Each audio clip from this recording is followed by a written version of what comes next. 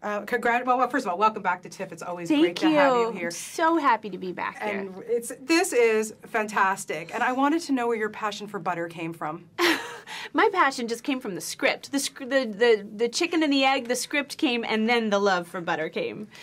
We did have a blast learning about how to carve butter from Jim Victor, who's one of the best food sculptors in America. He sculpts chocolate, he sculpts cheese, which he says is very smelly, butter, which is how he makes most of his living, and even pepperoni. Oh. So he came and spent the day with us, and we all learned that it's harder than it looks. Yeah, I would think so. Yes. Yeah, for sure. And how hard or how much fun actually was it getting into the mindset of this character? Because she's probably the most outrageous person I think you've ever played. She is the most outrageous person I've played, at least that anyone has ever seen.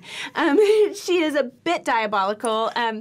Actually, it was just fun to play a woman for whom the stakes are so high. They don't seem that high to anyone else.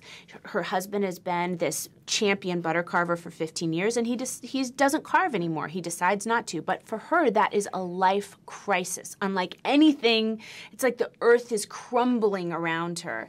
And so I was having my own nervous breakdown around all these just incredible actors who had their own things going on. It was just really fun. Yeah. It's really fun. Well, Oscar alone for keeping a straight face opposite Ty Burrell. Congratulations. Right? How did you get through? I didn't. I'm amazed they could edit it together.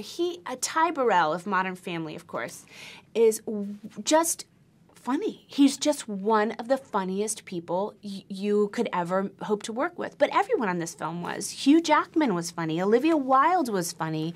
Rob Corddry is so funny and warm. It was a blast. Yeah, and obviously you were talking about passion and everything, but you're a producer on this. And yes. You fought hard to, was that difficult for you to act and be a producer and have all those hats on? I was very involved in the development, in getting the people on board and finding the director and in casting. And then I was very, very involved in post. And while we were shooting, I kind of focused on acting.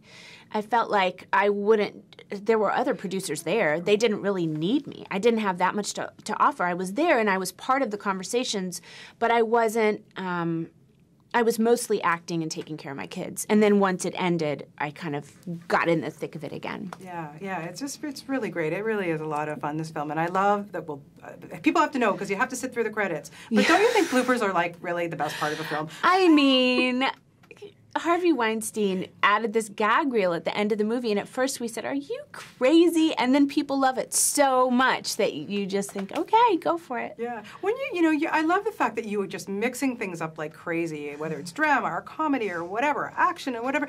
What do you like when you get a script these days, Jennifer, and you're going, yeah, I got to do it? What sets I don't you care. out? I like the writing. I don't care what genre it is. I don't care how big or small the role is. I just like the writing. And that's it? That's it. Really? The director. Yeah, that's important. The director, the cast, all that stuff, but it starts and ends with the writing. Do you think you'll ever see yourself behind the camera?